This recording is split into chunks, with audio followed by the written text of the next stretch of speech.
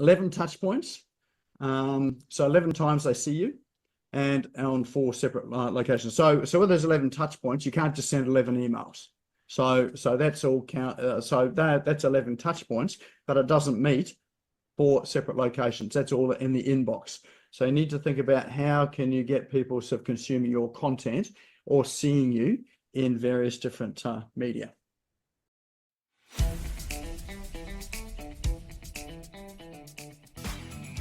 This is the Business Owners Smashing It Online podcast for entrepreneurs and business owners looking for cool online tools, apps and strategies to make business easy online. My name is Nik Cree and I'm your host. Each episode features a guest expert demystifying the online universe, sharing inspirational ideas and providing tested real-world strategies to help you get the most of what's available online to grow your business today. Don't be a slave to your business, get your business working for you. Subscribe now and get some great content and ideas for you and your business today.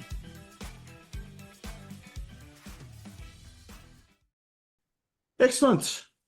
Well, I reckon we've got to the time in the evening now where we can start to talk about lead magnets and the main topic of this evening. So let's bring up our share screen and let's see what I'm supposed to be talking about tonight. I know I'm going to go off topic, but let's start with the best intentions. All right, unlock the secret to generating unlimited leads, how to create high converting lead magnet for your business. So before we do get into that, I'd like to know who here has, by show of hands, who here has, so I was just going to ask, who's got a lead magnet or using a lead magnet in some way, shape or form on your websites? Just pop up your hand if you're doing that already. So yeah, 1, 2, 2, okay, 3, yeah, 4, okay, so some of us have. Who here knows what a lead magnet is and but maybe has got partway through producing one or haven't quite got there with it? Anyone in that sort of camp? Okay, great. Okay, so or anyone here not even know what a lead magnet is and are waiting for that to be revealed? No, so everyone's sort of got some idea as to what a lead magnet is. All right, so not quite there. Know what to do. Hang on, let me just bring up chat again. Okay, so a lead magnet is probably, in my world, it's one of the most underrated, underused free marketing tool that anyone can use in business. There are some key principles with it, but the fundamental key principle is that you have one, you have it on your website, you drive traffic to your website, and you're collecting names and email addresses, and you follow up. So those are the key concepts with a lead magnet. More often than not, people get to the point of creating a lead magnet and popping it on their website, and often that's where it stops. And that is around about 10% of the work that you need to do with lead magnets is creating and putting on your website. There's another 90% of the work that goes in behind all that to turn them into an effective lead generating tool. Peter, am I right in thinking that ebooks making a comeback as a lead magnet? Most are stored on a hard drive and forgotten about. Yes, ebooks are a very good example of a lead magnet. Yes, they are making a comeback. There are some things about ebooks, which I'll talk about as well, which make them hugely valuable. But yes, one of the problems with lead magnets is that, yes, they do get, well, they used to be stored in hard drives. They get stored in the cloud or get stored in a folder on people's email accounts that they label must read or lead magnet or ebooks, and they never get visited again. But the good news is that doesn't actually matter for us in business. The fact they don't read it, yeah, it's nice that they do, but it doesn't matter that they don't. Give an example of that as well. I used to publish, should get back to doing that, but used to publish a newsletter once a week. And to my entire database, they receive the newsletter once a week, and I never wrote it. So I got snippets of information from the web. These are things that I was interested in reading and that I knew that my audience were also interested in reading to the most part. And a lot of them were apps and tools and strategies and processes, just like the sort of stuff that we see here tonight. And I think the open rate on those was around about 10%. It was less than 10%.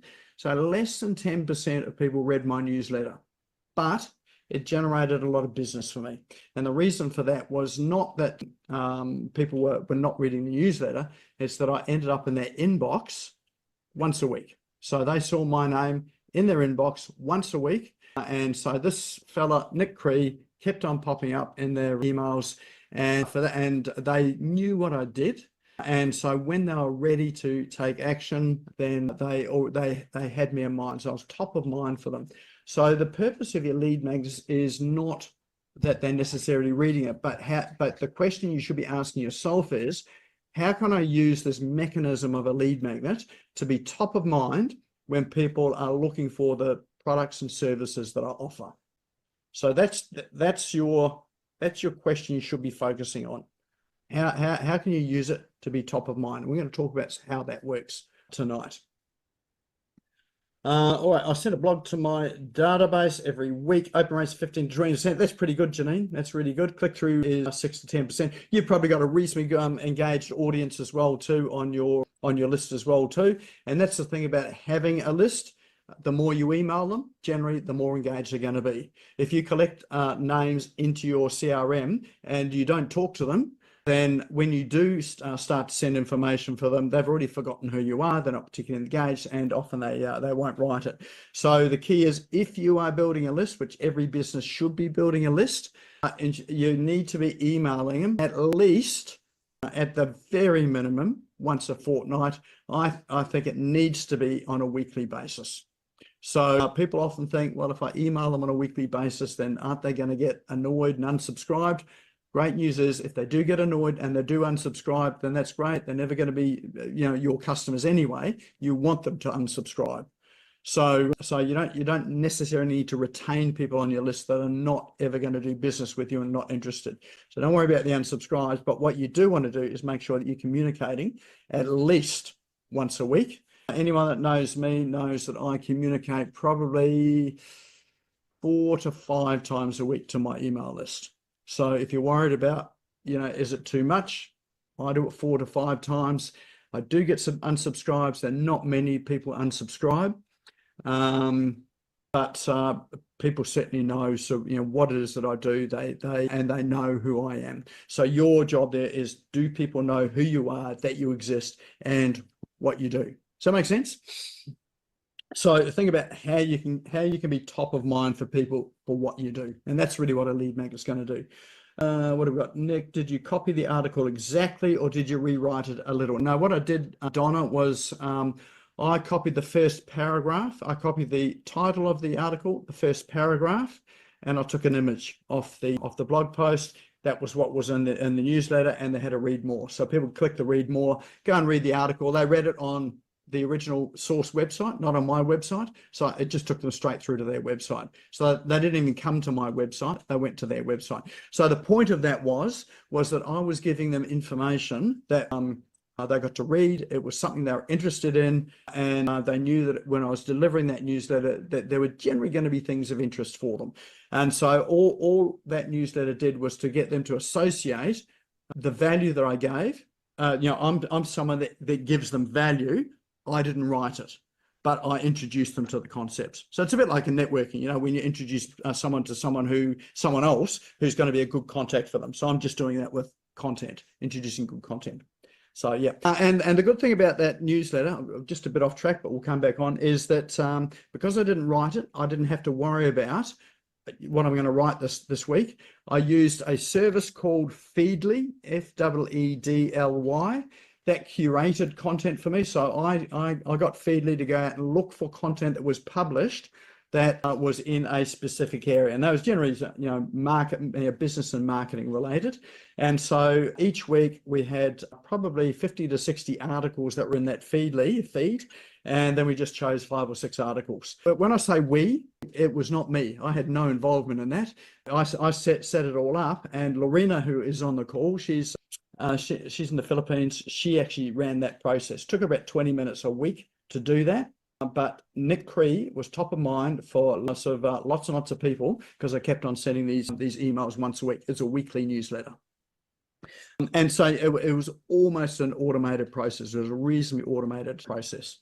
So if you can automate it, then it means you're not worrying about, what am I going to write this week? Where am I going to find the content? It's all done for you. And we've got lots of tools that will do that this week. I have a formula for my emails with a read more directly to your website. Yeah, perfect. So so it just depends on what you're doing and the purpose of it. So yes, thanks, Peter. Yes, I like the shirt. It's one of my favorites too. All right, let's jump back into the lead magnet. So the first thing I think is essential. Everyone needs one. So if you're looking to generate leads, well, if you're wanting people to buy your products and services, before they do, you need to have a list of people. So, and it's pointless advertising. If you're using Google ads or Facebook ads or any form of ads, it's pointless advertising to sell your products and services because only about 3% of people are in the market to buy exactly what you've got. And generally, before people know who you are, they're not going to buy from you until they know who you are as well too. So you still need to, even if you're running ads, you still need to be collecting people's email addresses and getting them to get to know who you are. So the process I'm going to talk to today is around organic. So how to generate your leads organically with a lead magnet. If you do run any advertising, it's only going to amplify the results you're getting organically. So if you get no leads organically at the moment, then sort of 0 times 100 in my book is still 0. So you've just paid a lot of money to get the same result. But if you are getting, let's say you're getting 5 leads a week, you start to advertise, you get a sort of 10 times return on it. Now you're getting 50 leads a week. So it's amplified what the results you're already getting. That makes sense? So ads are not a marketing strategy, it's an amplifier. All right, well, let's get back to my slides and see what's coming next. All right, so lead magnet, who's got one? So yes, Google did some research. This is fascinating. So they did some research on consumer behavior. Now, this is something that is essential for you to know and to work with. So in their research, and so Google's got lots and lots of data, particularly around what people are searching for and how they engage for content. So you'll know that Google owns YouTube. They've got the search engine. They run ads, and they've got a whole range of properties. They've got access. If you've got a Google Workspace account or a Gmail account, that there is fuel for their research as well too. So they use all of their content to work out customers' behavior and what they do. So they discovered this thing called, they created this rule, which is the 7-11-4 rule. Now, what this is, I think you're going to like this, but what is, anyone heard of this before? Yep, okay, great. A couple people have, great. So the first one is that before people are going to buy anything from you, with your content, they need to have 7 hours of engagement. So 3 to 4 movies at Hoyt Cinema, that sort of length of time there. So 7 hours of engagement. So, but that's not all at one time. So if you run a podcast or you run a webinar like this, then that's a good chunk of time there to get that 7 hours of engagement. So that's the first thing. Second one is they need 11 touch points. So 7 hours of engagement, 11 touch points. So what that means is that a touch point could be they received an email from you. It could be they received a text message from you. Maybe you rang them. Maybe you saw them at a networking meeting. Maybe they came through and read a blog post. Maybe they have seen you on LinkedIn, connected with you on LinkedIn. Maybe they have seen a presentation of yours on SlideShare. They've downloaded an ebook, read an ebook, maybe received an email which delivered that ebook as well too. So 11 touch points. So in all, with those 11 touch points, and they've consumed 7 hours or have engaged with their content for 7 hours.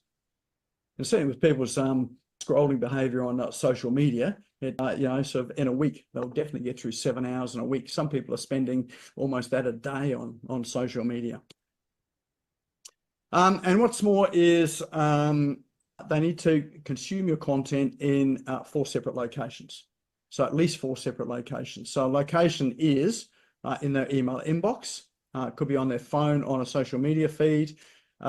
It could be on their computer, so viewing your website. Could be a podcast, listening to you on Spotify or iTunes podcast, or could be watching a video. So just different locations. So again, 7 hours of engagement, 11 touch points. So 11 times they see you, and on 4 separate locations. So with those 11 touch points, you can't just send 11 emails. So that's all count. So that's 11 touch points, but it doesn't meet 4 separate locations. That's all in the inbox. So you need to think about how can you get people sort of consuming your content or seeing you in various different media. So when you sort of see that there, Google's 7-11 rule, what's your initial reaction to that in terms of what you're doing with your content at the moment? Feel free to unmute and tell us what your initial reaction to that is. Success is a long way away. Sorry, say that again. Success is a long way away. Okay, success is a long way away. Why is that, Mike? Well, to coordinate all those things, 7, 11, 4. Yep. Is a big job. So it feels like a lot of work to do that. Okay. Yep. Perfect. So that's quite common. Yeah. What else, Phil? So my initial thought is like, this is a great opportunity for me to do it for people. That's what I do. I create content. And so it sounds like a good selling point for my services more than anything else for me to do it for other people. Yep. Yep. Perfect. So it's probably easier to do it for other people than yourself too, isn't it? Yes. Yep. Any other thoughts on that?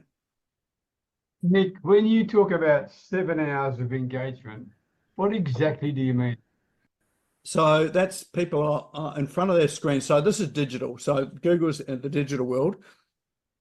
They are spending 7 hours engaged with their content. So that means they are in there, reading your social media profile. So they might spend I don't know, 15 minutes, 30 minutes, having your LinkedIn profile, as people do when they're stalking you.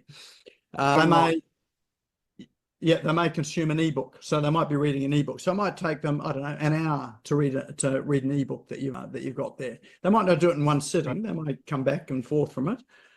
Listening to a podcast. So the reason why podcasts and webinars are good is that generally you've captured people's attention for a reasonable length of time. So it might be that there. It could be that you run some form of free event too, like a free workshop, or maybe it's a paid workshop or something like that there, and they're there for a couple of hours. So that would count 2 hours of engagement for your content as well. So it's a range of those types of activities. I have a question. Do you use AI on YouTube to analyze the engagement ratios to extend people's attention on your content? You can do, yeah, and that's probably a good thing to do. Problem with content is you never quite know what's going to capture people's attention. So you've got to see what captures their attention, and the things that they do watch longer, and then produce more of that sort of content or that's related to it. But yes, there's some good AI tools out there that'll help you do that. Yeah, I was thinking of vidIQ in particular, which really drills that down. Yeah, that's a really good one. I use TubeBuddy, which does a sort of similar job as well too. Yep.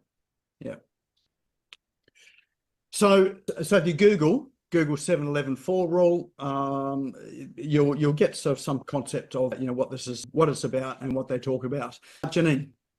I've found a new free scheduling tool for social media. So for people who thinking there's a lot to do, it's called Metricool. That's good. Yes. Yeah. Yep. Phil's got his thumbs up with that one. Yep. Yeah, and try and chunk work. I think that's the biggest thing, Nik, is not just go and I'm going to do one post here, but create a whole lot of work and then schedule things. And it just takes a ton of load off. Yeah, 100%. Yep. That's one of the secrets. If you can chunk it, and you don't have to do all of this sort of all in one sitting as well. But you know, you get a chunk of it done, schedule it out in social media, it runs there, then you come back to it next month. Yeah. I think on that, there's also one thing I found on the WordPress sites is it's a plugin that reposts your posts to all your social media lines. So if I'm doing a blog, then I can unarchive a lot of the posts that I've done in the past and then push it out to the different social media channels. And that coupled with some other plugins that enables you to really mechanize the existing blog posts to increase their effect. Perfect. Yeah. So you don't need to come up with original content all the time. You can just republish because not everyone, you know, if the algorithms are showing your content to 2% of your feed, you know, you can republish that without and reach people that haven't seen it before. The other thing you can do too in terms of republishing, if you're using reels and stories at the top of the social media feeds, again, you can just keep reusing the ones that you've got because they disappear after a while. Just keep reusing the same content. So if you find ones that people are engaging with, just keep reusing it. But on the real stuff, have you used, I mean, I've just started to play around with Adobe Express, and I get AI to write a script for, say, 200 words, and then I get another AI to do the voiceover. And then I load it into an animation character on Adobe Express. This is all free. And the animation character then articulates a 40-second reel. And that takes 15 minutes to do, which would take me a day. Yep. Yeah, absolutely. So the AI tools now, there's some pretty good tools out there. The key thing with AI is that you do need to have a fairly good filter to ensure that what's going out still goes out with your brand voice in it and goes out with your voice. It's not some of the language that sometimes comes out of the AI tools, but you can train it to do that, and it can come through, you know, pretty reasonably well. So the recommendation with that there is keep a library of the prompts that you're using for the AI tools, and just keep on building on on those prompts. So you just work out what works well and reuse it, but keep adding to it as well. Okay. All right, so 7-11 4 rule. Hopefully that hasn't made any of you want to give up thinking this is impossible. It's not. Certainly for this particular show here. So if you're wanting to get something that does create content for you, this show here creates enough content for us, for our social media, for website, for many different mediums, for certainly for a week's worth of content. You know, there's more than a week's worth of content out of this. We can get 7 hours worth of engagement for people quite easily just out of this hour and a half that we're running this show here. So if you want a good quick start, video is a great place to start in terms of generating your content, or as a starting point for your content. All right, 4 separate locations. So the fundamental thing about it too is that you're creating an ecosystem of content. So it's not just one thing. So it's not just a blog. It's not just a lead magnet. It's a whole ecosystem. So if you think so, and the ecosystem must be at a minimum of 4 places that your content is out on the digital system. So you want it out on more than 4 platforms, because people aren't necessarily all going to go to the same 4 platforms that you're using. So you need to sort of think about how can you push it out as far as possible across as many platforms as you possibly can, so that when people are engaging, they're engaging on the platforms that they use themselves. So these are not the platforms that you would typically use. You know, these are not your go-tos. You got to think about what are your audience's go-to platforms, and how do you sort of get it across a broad range of platforms. So that's where tools like Metrical, that is one of the better ones that I've seen. That's where they can help to really push it out. If you use a CRM, like say something like Go High Level, they've got scheduling tools in there. If you're using Canva, they've got scheduling tools in Canva as well. That last time we used that was a little bit glitchy, but you know, it is a tool that you can use. So there's lots of tools out there you can use to start to automate getting the content out there.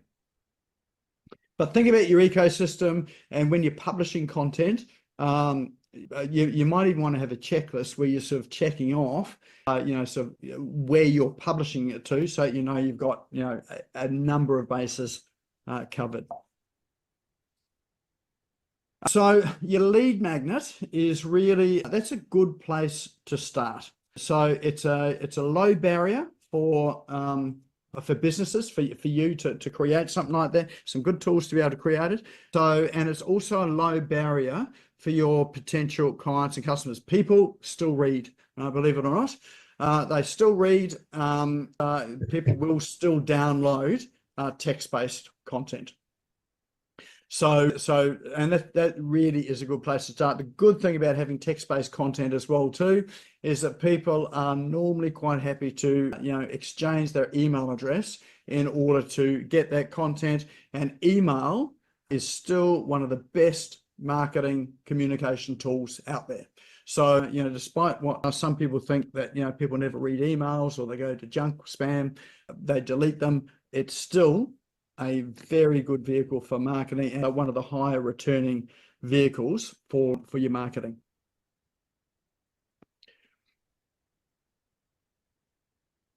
ChatGPT, it's your friend. So, and there's lots of tools that click into that. In fact, I was just looking at Google's Gemini tool, which is their version of, or their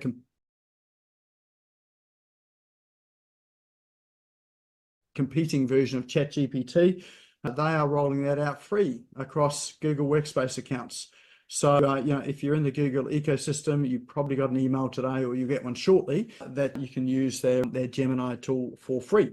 So you've got ChatGPT or Gemini, and so I would be recommending that, you know, you can start to use some of that, particularly for speed. Now, with it does need a bit of work. So I've written lead magnets and ebooks with ChatGPT, but it's not a one-hit thing where you go and sort of put your prompt in and say, create me an ebook on whatever topic it is. You'll get garbage out if you do that sort of thing. So the good thing about ChatGPT is when you hop into it, let me just jump into one of mine. When you go into it, it remembers or it keeps a history of your thread as well.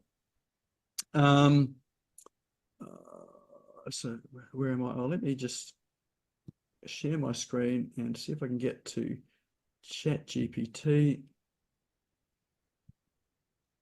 Hopefully everyone's familiar with ChatGPT, or at least have heard it. Okay, here we go.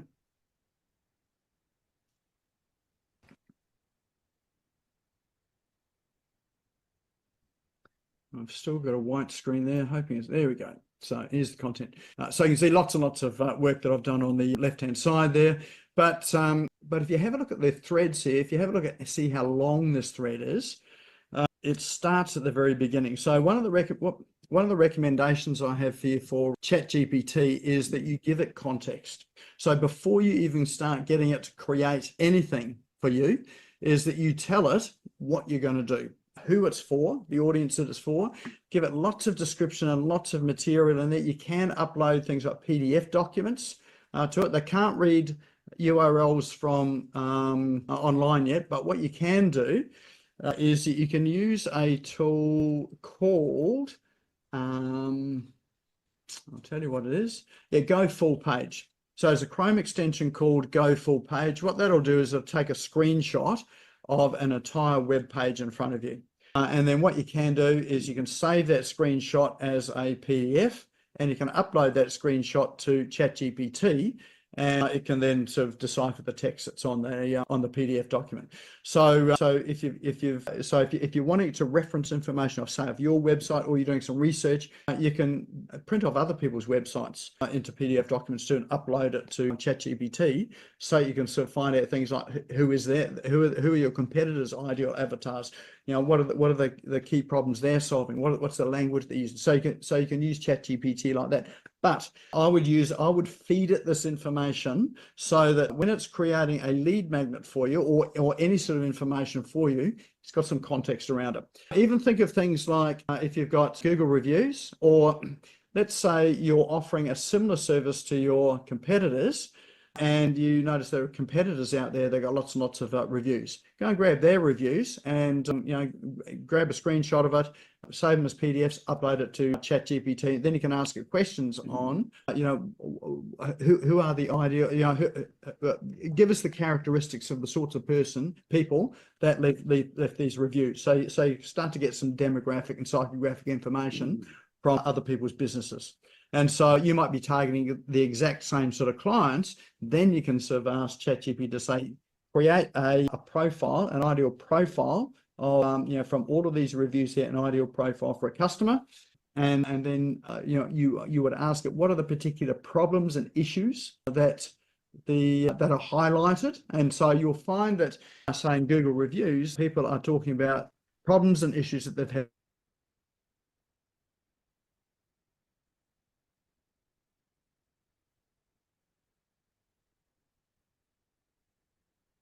solved.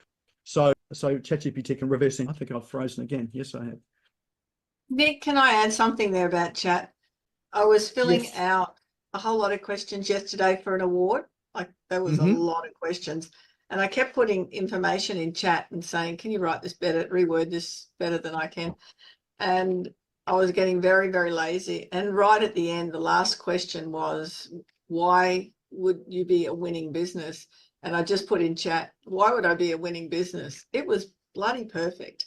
And the answer was so good because it had the whole thread. I said, you know me, why would it be a winning business? And it was a brilliant answer. Yeah. Yeah, well, that's the really good thing. When you put all that information in, sometimes it can write it almost better than you can.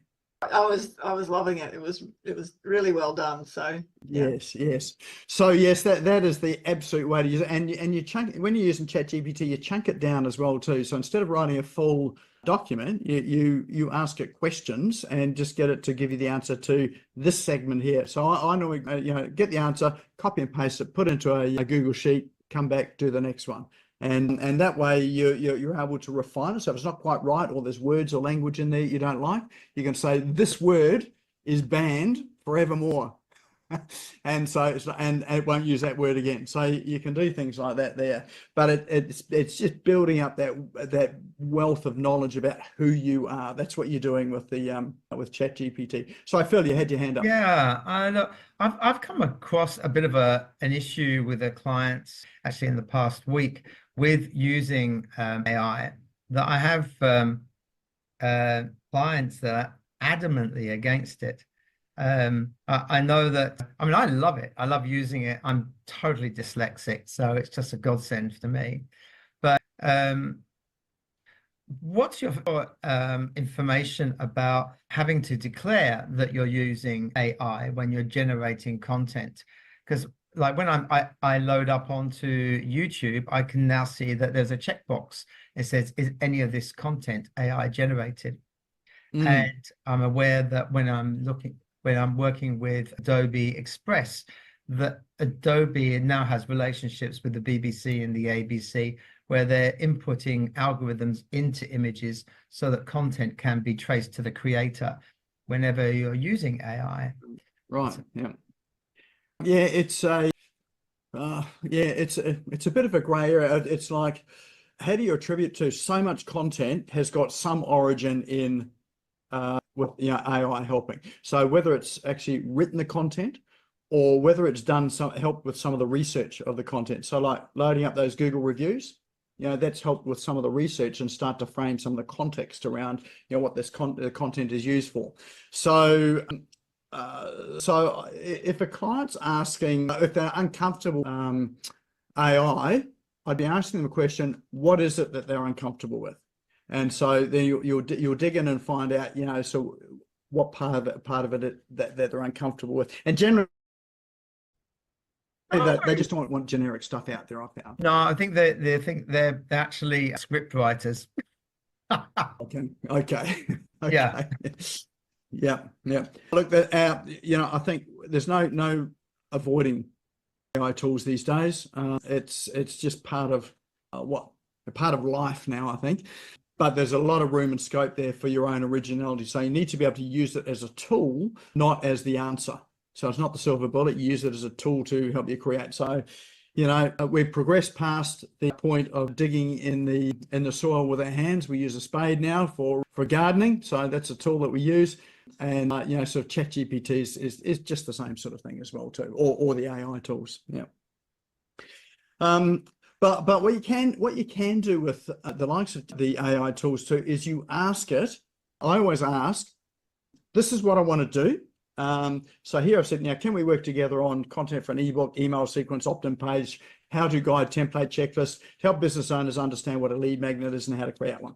So that's the overall task there. Then I give it some context, and then I ask it, what do you need to know, or is there anything you need to know that's going to help you with this task?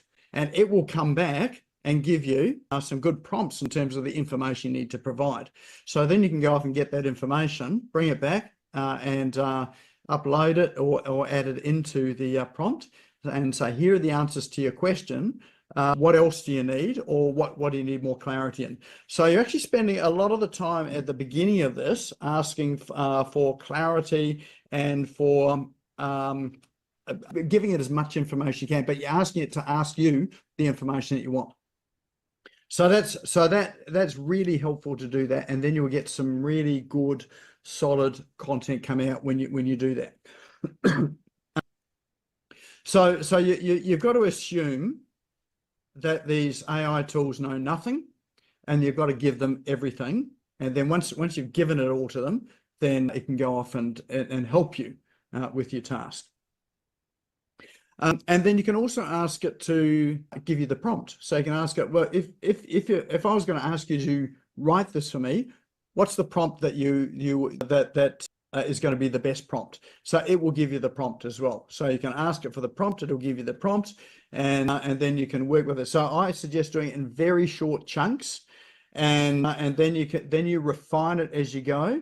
And so, you know, that simple refinement was, you know, don't use these words, or what's the refinement? I use the refinement as I want everything written in the second person. So not as first person, not as third person, as second person. So that's a refinement that I put in there, so that when I give it that instruction, I say from now on in, everything's got to be in the second person.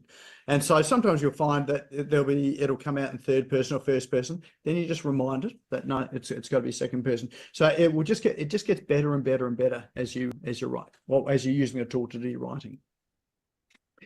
But you know, it's a good tool to be able to create some lead magnets. You can do things like checklists. So a lead magnet is some examples of lead magnets.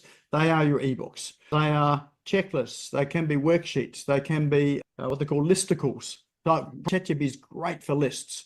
So give me a list of 99 marketing strategies that work for orthodontists. So you know, you can get those sort of lists as well. And then you've got things like videos. Like videos can be lead magnets as well. So if you've got a short, you know, sort of video training, and people that do that really well are Bunnings. So if you jump onto the Bunnings website, and you'll see there's videos on there.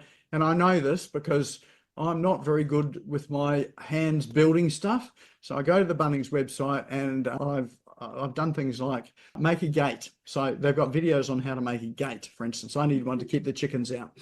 Fencing. I fence my entire property off videos of Bunnings. Great thing about those videos is that they're very clear, they're very instructional, and you know that all of the products that you're going to need that they're using in the videos, you can buy those from Bunnings. So they've positioned it really well. So if you do your videos well, then you know, you're showing people that you know what to do or how to do what it is that you're teaching, but you're also showing them that you've got all the tools to be able to help them as well too. So you can be strategic about it. But that's a good lead magnet as well too. So lots and lots of things that you can have as lead magnets. Audio files. I would suggest if you're doing ebooks, that you also give people the option of downloading the ebook into their Kindle readers. So you want to create an EPUB version. So if you just go and Google, let's say Word document or Google document to EPUB. You'll find apps out there that'll give you that will turn them into, for free, it'll turn them into, say, Kindle format. You can then go and offer those on your website too. So it means that you've given people another location to consume your content. So, rather than just ebook they're reading on their computer, now they've got it on their Kindle device or, on their phone. So you can also create audio files out of your text documents as well. So so if you just Google, turning Word document into audio file, you'll find that there are converters out there that will do that, or AI tools out there that will do that too. So again, that gives you another location for people to, consume your content. So you're using the same piece of content, but you're just putting it into multiple different ways that people can consume it. But it just starts to meet that 7-11-4 rule, and you're putting them in more locations that are going to help with your marketing.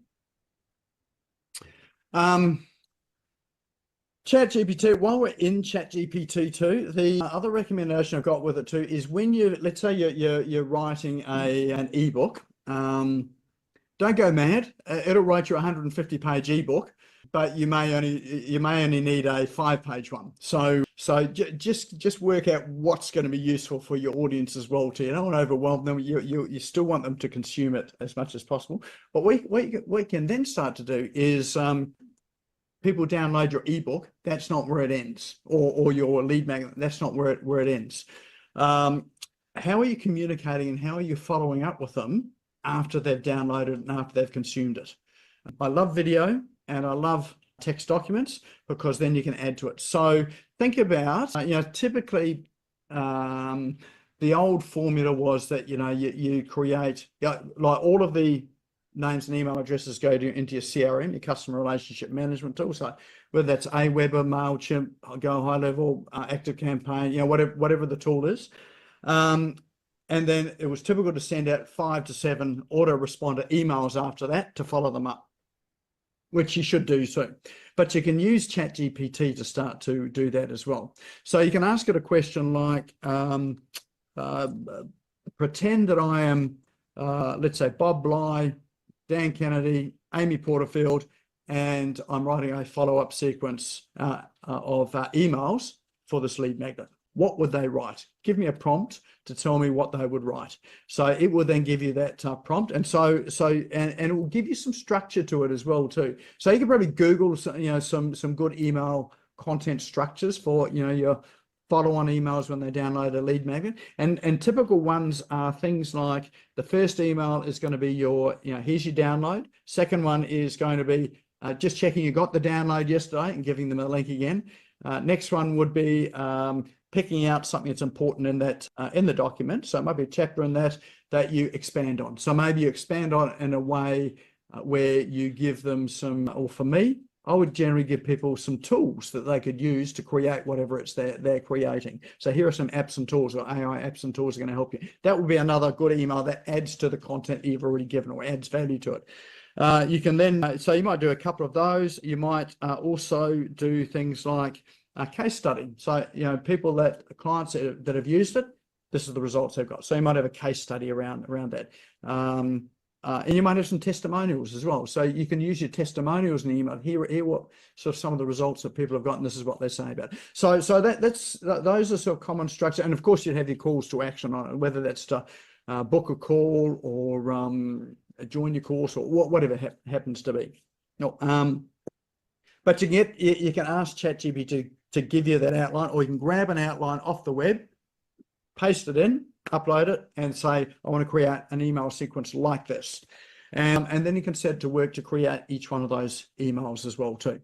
So that way, you're cutting down your work for your email sequences. Now, used to be 5 to 7. Now, my recommendation is, yes, do your 5 to 7, but think about doing 52.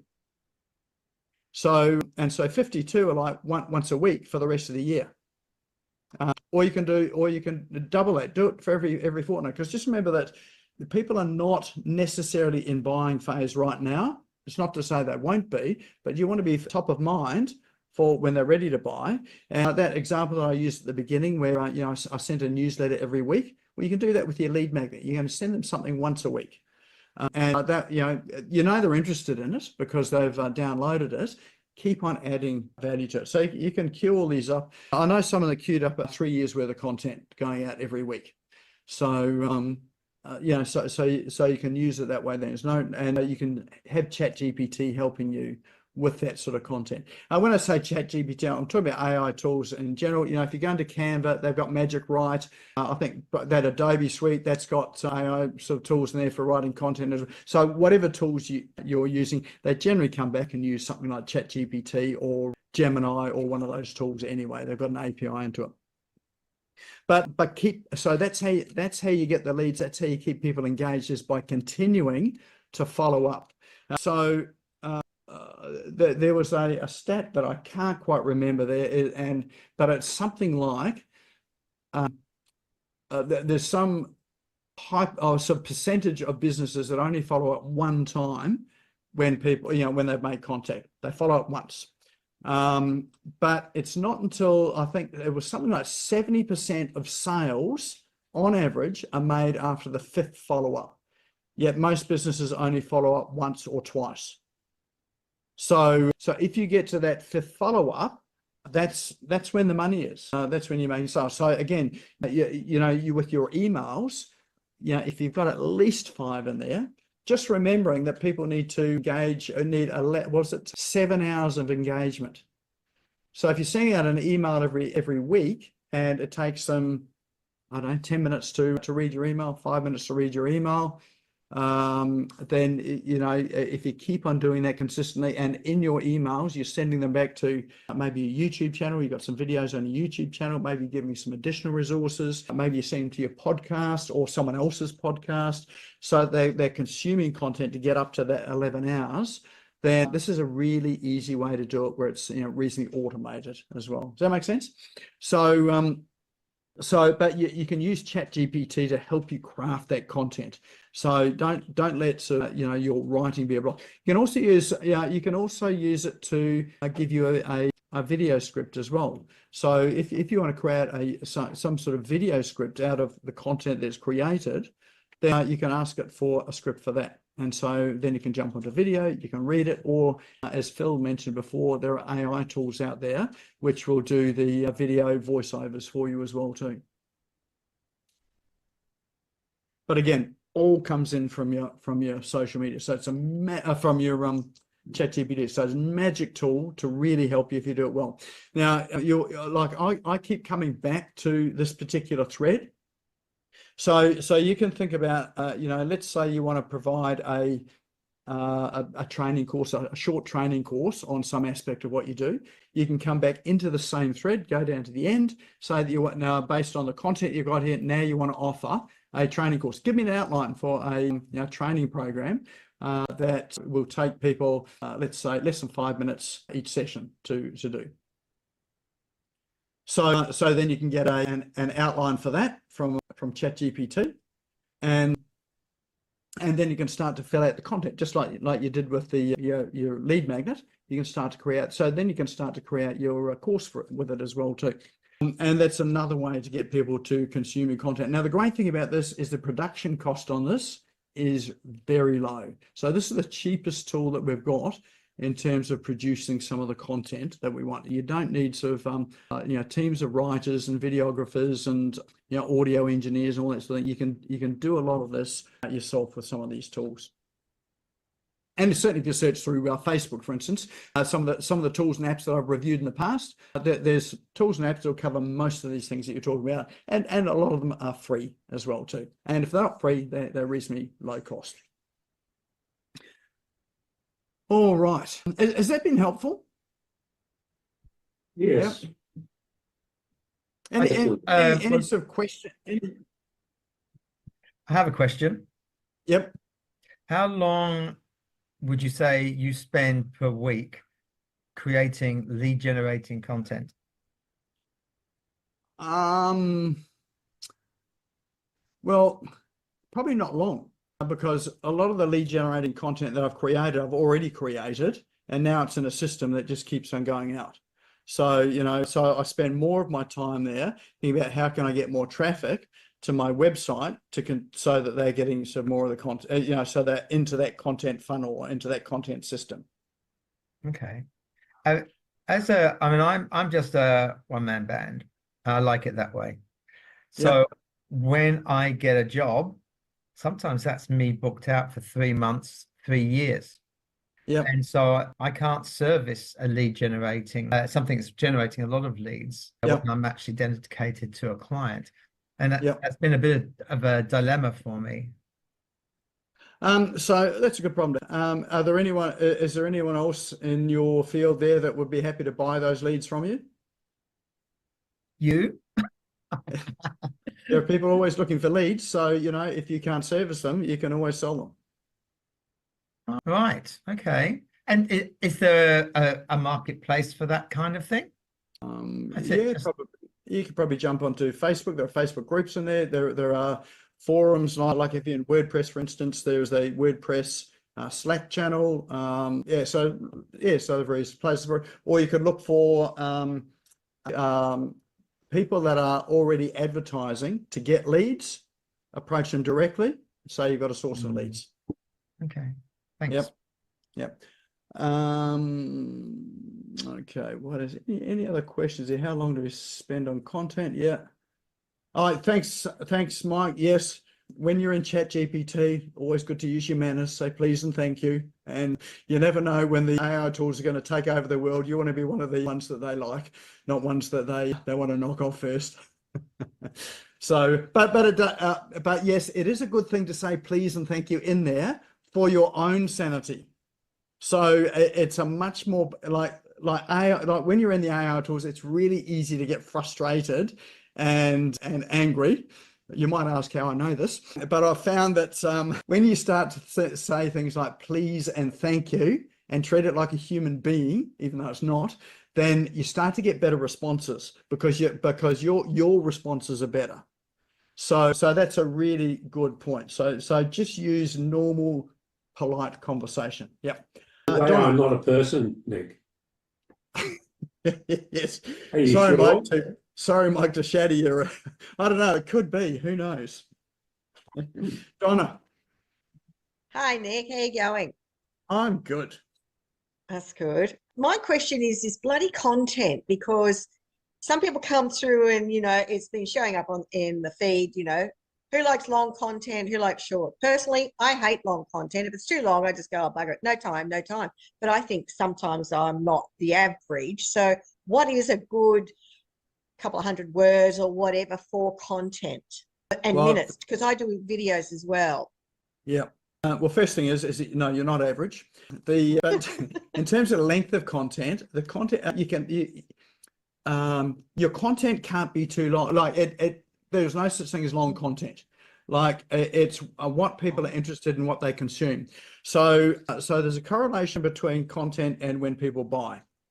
So generally, if it's short content or people are just skimming through the content, they're probably not in the position where they want to buy. They might be just looking or researching or whatever. But people that have got an intense need for something and they want to make sure they're making the right decisions will read far more content. So in my mind, and it depends what the purpose of your content is, but certainly it's better to provide more content, not waffle, but more content that is in depth and valuable. Break it up with with good headlines and sub-headlines. But if people want to read it, they will read it. Now, most people are skimmers. They'll get to a web page and they'll just sort of skim it. And most people start at the top. They skim right down to the bottom. They read, so they're looking for the price, or they're looking for, what's the catch? So they go to the bottom, and then they'll come back up, and then they'll start to skim through. And typically what they'll do is they'll skim through the headlines. So one trick is to ensure that your headlines and sub-headlines tell the story of the page. They should be able to get a reasonable story of what this page is about, what's in it from there, just by reading the headlines. And then if when they're at the point they're interested, then they'll start to read some of the text. They probably won't read it all, but they'll read some of it.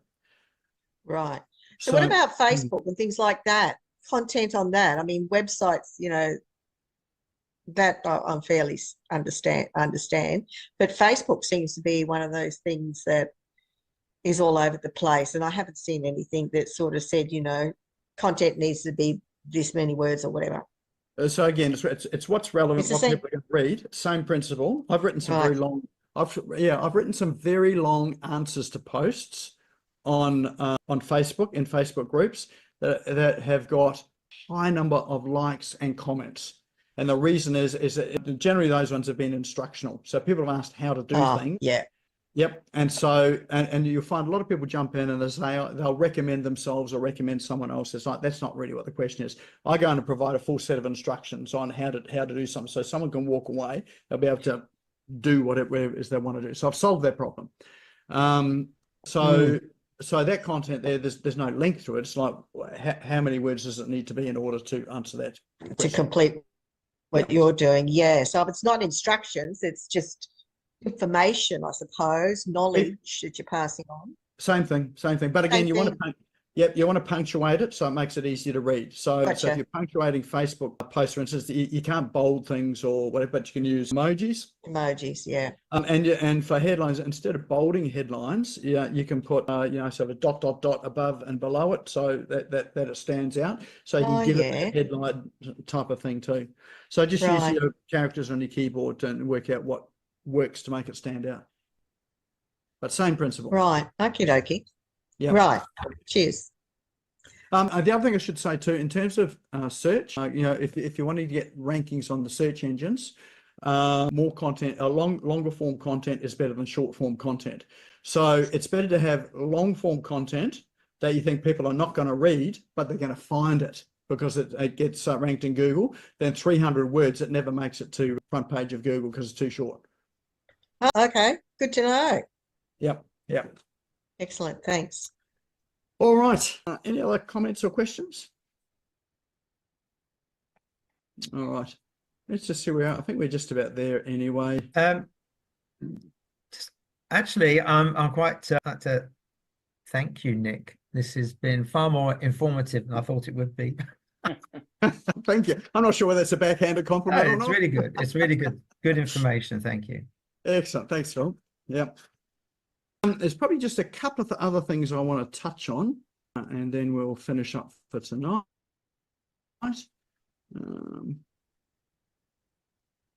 CRM. So yes, I just want to put CRM in there. Must have a CRM. A lead magnet without a CRM is just useless. You need to be able to follow up. So your CRM is all about follow up. And if you are paying for leads, like you're paying ads to get leads, then again, you need to have a CRM. So you keep following up. You paid for it once. You want to make sure you keep communicating with them. All right. Follow up. There we go. Yeah. Relentless follow up. Yes. You cannot email people too much. You cannot have too much content out there. Well, actually, you can email people too much. So 6 times a day is probably a bit much, although I've done that before too.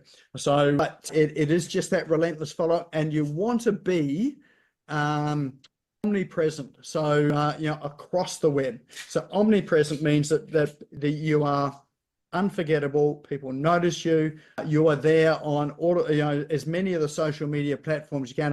I know you may sort of focus on, say, 1 or 2, but you want to be present across it all so that as people are making those 4 touch points, or at least 4 places where they find you, that you have got content there.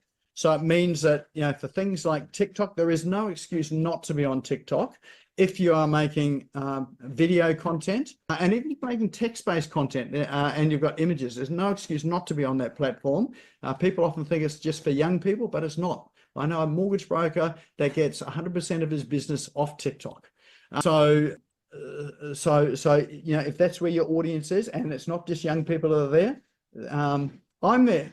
So I believe I'm not young anymore. I'd like to think otherwise, but I'm on there. And so you'll find that your audience are there as well too. Often people think, say, LinkedIn is where you need to be if you're business to business. Yes, it is. But these people have got lives, they go home, they've got kids often. Where are the kids hanging out? The kids are hanging out on Snapchat, TikTok, Instagram, Facebook, depending on the age of the kids. So you'll often find the parents who are working in these corporate jobs that they're out on these other platforms as well. So you need to be showing up across the range of platforms. The other key thing to this is just making sure you don't keep reproducing new stuff. Repurpose your content. So make it easy for yourself, and repurposing means, one, using the same sort of content in different contexts. So let's say you produce a blog post a week, because which is adding to your content. You've got an email that goes out for that blog post. At the end of the year, you can turn all those blog posts into a book or an ebook at least. So that's repurposing the content. Believe it or not, you can sell that content too, and people will pay for it even though you offer it for free. You can turn that content into a course, a program, you can even turn it into videos, a podcast as well too. So just think about, how can I use this content in a different way? So that is key to it all. And if you don't know how, just jump into ChatGPT and ask it how you could repurpose it. It will start to give you some ideas and some answers as well too. And the other key too, and thanks Phil for bringing that up, is how much time do I spend in this creating sort of content for lead magnets? Not too much, because I automate as much as I possibly can. So, and there are tools out there, the one that Janine talked about with Metrical, you can automate lots of your social media posting. You can recycle stuff, but you want to look at sort of how you can automate it and get it into some sort of system.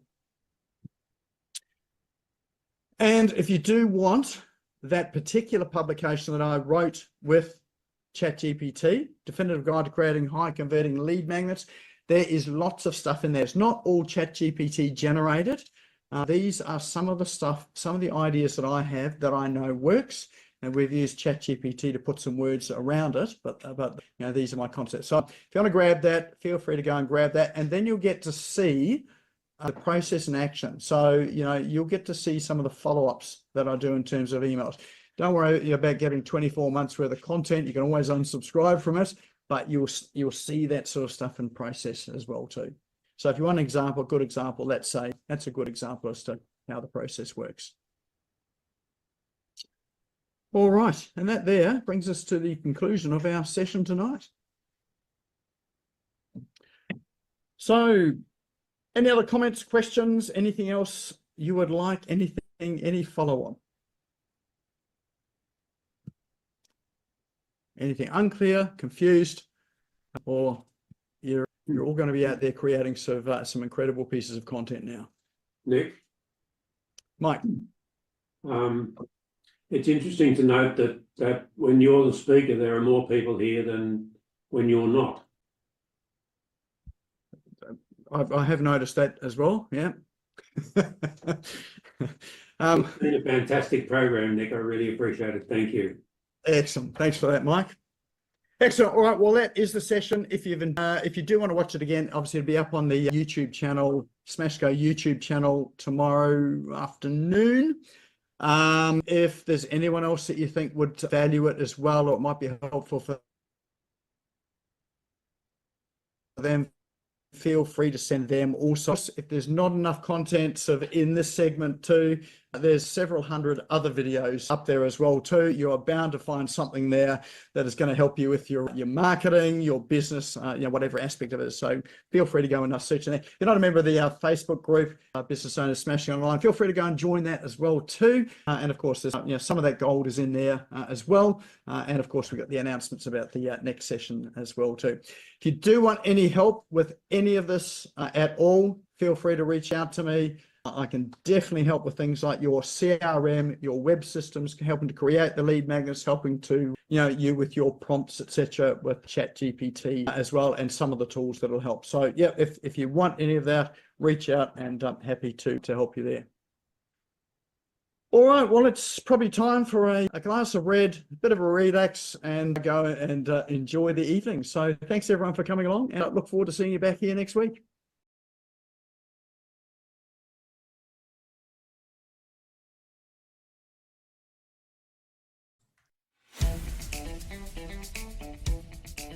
Thank you for tuning in and listening to the Business Owners Smashing It Online podcast.